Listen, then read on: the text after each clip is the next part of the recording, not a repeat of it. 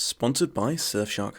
Hello my beautiful watchers. Few fictional characters enjoy more name recognition than Sherlock Holmes, consulting detective. Created by Sir Arthur Conan Doyle of Great Britain, the adventures of Holmes and his sidekick Dr. Watson encompass 4 novels and 56 short stories between the years of 1887 and 1927, and since then the world has rarely gone more than a few years without some sort of film, TV or stage adaptation, spin-off, parody or unofficial sequel. Sherlock Holmes is the Guinness World Record holder for being the fictional human character with the most portrayals in all of history.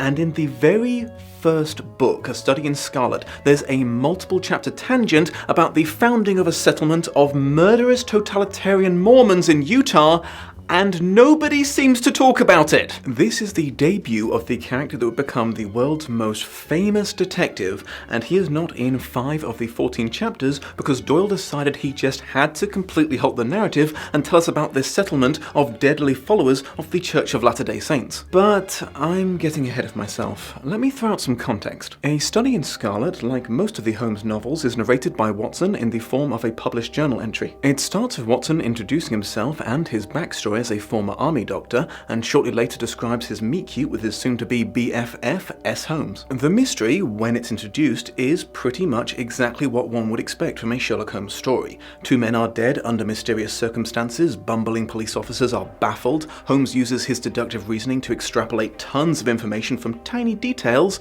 all the stuff that becomes classic staples of the character. There's some minor hiccups, but of course Holmes eventually figures it all out and identifies the killer as an American by the name of Jefferson Hope. When they apprehend him, like the very second the police tackle this guy, the story non-diegetically switches to this other story, which I am about to do my best to explain. It starts in 1847, which is 40 years prior to the events of the rest of the book. In Salt Lake Valley, America, a traveling group of 20 or so people had misjudged the space between water and had all died one by one until there were just 2 survivors, an aging but extremely tough man by the name of John Ferrier and a child called Lucy. Ferrier tries his best to make it to salvation, but has no idea where he's going, and after days without water has finally run out of strength. He has to break the news to the confused Lucy that her mother is dead, and they are pretty much doomed as well, and she takes it oddly well because she's unbelievably innocent, pure, and just in general too good for this world. She basically assures him that it's okay that he couldn't save her because, you know, heaven is probably quite fun. Just as they're on death's door, they're discovered by a massive caravan of Mormon settlers who are apparently fleeing religious persecution by traveling west without an exact destination in mind, in a Jesus take the wheel sort of setup. They agree to save the pair and take them with them on the condition that they convert to the Mormon faith and really commit to it, which they do because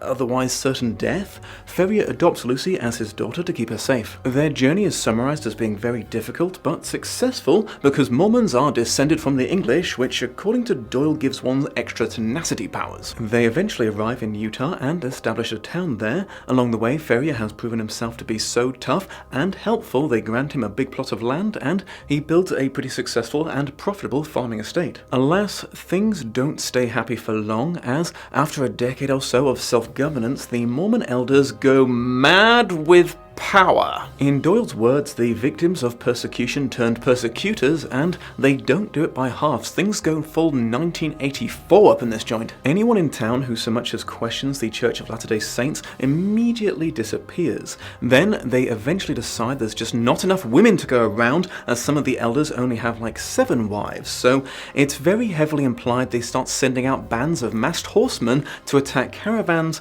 slaughtering all the men and taking the women back as slave wives. Ferrier has started to work his way onto their shit list because he's been resisting pressure to take on a few wives of his own for the last 12 years, thus making them suspect he's not as into this whole Mormon thing as he promised to be. Meanwhile, Lucy has grown up to be the most stunningly beautiful young woman in the whole settlement and managed to hold on to her purer than mountain water outlook on life, making her the fixation of every man in a 100-mile radius. She's entirely indifferent to the attention until she meets Jefferson Hope. Silver prospector, tracker, expert hunter, and all-round badass frontier adventurer. When Hope saves her from being trampled by some rowdy cattle, they can't help but fall instantly in love. As he's basically a young Clint Eastwood and, more importantly, not a psychotic Mormon, her father is all for the pairing and gives his blessing for them to get engaged as soon as Hope asks for it, which he does just before leaving for a month or two to try to earn some serious moolah so he can provide for Lucy. This is a huge no-no for the Mormon elders, who summon him before them and tell him in no uncertain terms that Lucy has to marry a Mormon, and they've picked out two suitable sons of theirs, Stangerson and Drebler. She can choose which one she marries, but it has to be one of these two men, and she only has a month to decide. Ferrier has an internal over my dead body reaction to this, which unfortunately doesn't stay internal for long, as Stangerson and Drebler turn up in his house like they own the place, looking to haggle with him over who gets to shag his daughter, and he understandably loses his temper and throws them the heck out. This does not go down well at all with the Mormon Mafia, and this is where the story starts to get really weird. Ferrier gets a threatening note saying that he has 29 days left on Lucy's month, and then and every day after that, he and Lucy find a new countdown number has been graffitied inside their house somewhere. No matter how well they lock up the house, no matter how diligently he stands guard with his shotgun, they never see or hear a thing. But always find another number in the morning. Ferrier quickly realizes his house is completely surrounded by religious zealots, able to come and go like the darkness, leaving no trace and killing at will. Mormon ninjas. Knowing he's not well-traveled enough to take Lucy and escape through the wilderness alone, Ferrier sends an SOS message to Jefferson Hope asking him to come rescue them. He starts to despair when the world's most stressful egg timer has ticked down to 1 and he still hasn't shown up, but suddenly, out of the blackness of the night creeps a stealthy savior. Hope has returned! It turns out the Mormon ninjas have met their match in him because he was raised by Native Americans who taught him their skills at traveling silently through the forest and sensing your opponents from far off. Yeah, the mighty whitey trope had really started to take off around this time, and just in case there was any doubt in your mind, yes, the 19th century white British man was super racist about it. Using his culturally appropriated mad skills, Hope helps Lucy and her dad escape despot Mormon-controlled territory. Their success, however, is tragically short-lived, as Hope splits up from them for just a few hours to hunt for food, and when he comes back, he finds to his horror that Stangerson and Drebler have led a raiding party after them, killed Ferrier in cold blood, and dragged Lucy back to town. For some reason, he instantly knows he's not going to get a chance to even attempt to rescue her, which turns out to be entirely accurate because Lucy Padme's right out of this world and dies of a broken heart almost immediately after her wedding. Hope swears that he will get revenge and deliver justice upon Stangerson and Drebler, a goal that you think would be made easier by them leaving their little theocracy due to a schism amongst the Mormons, but actually ends up taking 20 years and a chase all around the known world to achieve. Eventually, at long last, and right after discovering he has a fatal heart condition that will kill him in less than a week, Hope corners the two in London and commits the murders that Sherlock Holmes and Dr. Watson spent the first half of the book investigating. The narrative then switches back to the journal of Dr. Watson and Hope's full and cheerful confession. #no regrets, apparently. Hope then proceeds to drop dead with a smile on his face. So yeah, this wasn't even the backstory of the killer. Most of it is told from Ferris's perspective, and Hope only pops in and out of the narrative. It's the story of his victims' victims. I do want to make it clear that my incredulity stems not from a disbelief that colonial period Mormons would be capable of violence, but that their iron-fisted rule took the form of this almost omnipotent black ops organization. I also don't think we necessarily need to get into a debate about historical accuracy, as before his death, Doyle explained that while events were loosely based on the real-life Mormon military groups the Danites, his book was definitely riddled with blatant inaccuracies about Mormons. Anyway, while the events of this part of the book obviously take center stage regarding what makes this so weird to me, because nothing can really contend with the concept of invisible Mormon desperados, I do feel I need to stress upon you what a colossal segue it felt like as well. It's like a completely separate thriller short story within a mystery book that also happens to be about hyper-competent totalitarian Mormons. As far as I can see, there is no intrinsic link between any of this murder Mormon content and the eventual method of Hope's vengeance, you know, the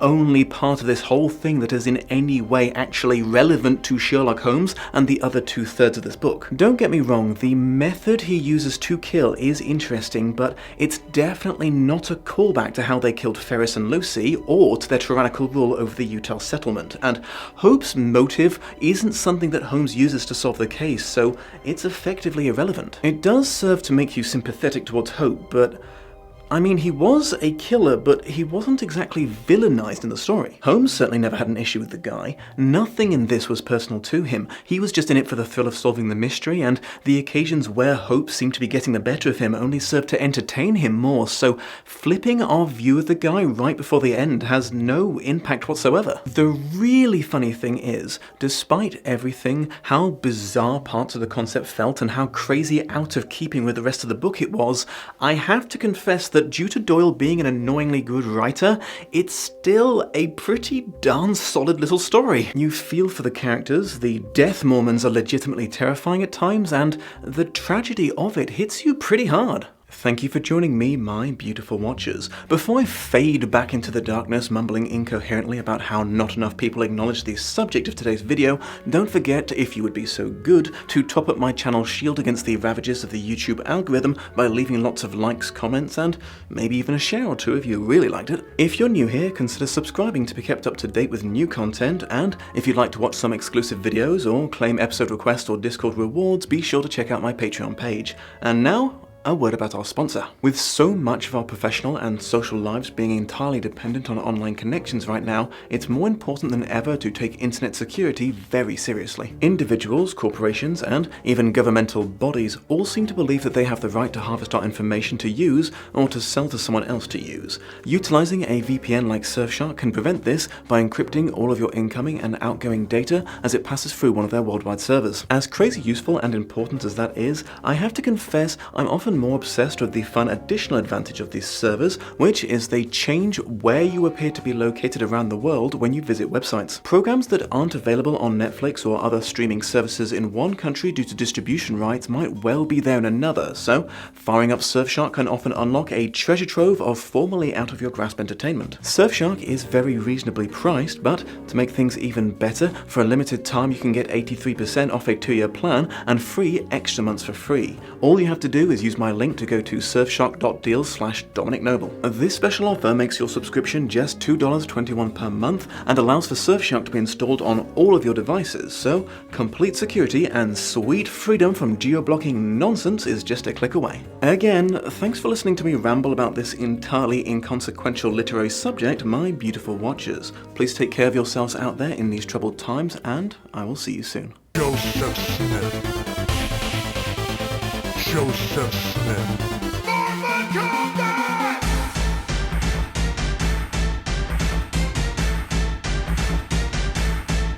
Pray.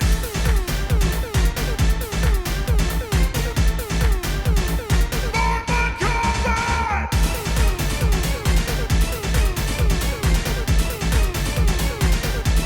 Praise him.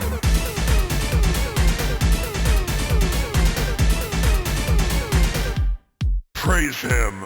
Much love and appreciation to my patrons of honor, Shelby Hote, Satel Spurtloff, and Kat Harker. Shout out to Ilnej for performing this awesome tune. Check out his channel for more parody and original songs, and a huge thank you to this video's co-producer, Kate Robinson. She does some really amazing work on her channel that I think you would really enjoy, so be sure to check that out too. This is the pitch at which I'm supposed to talk if I don't want to blow up my vocal cords. Hello, Soteri. Psychic Dr. Watson and Compith. Oh my goodness, my mouth is suddenly so dry. What has happened? Which craft is this? Encompass 4 novels and 50 shits.